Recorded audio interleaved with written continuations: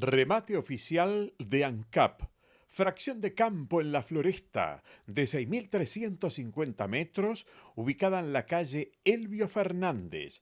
Base $150.000. Y en Montevideo, dos fracciones sobre Ruta 1, ubicadas en Camino Sanguinetti 2515.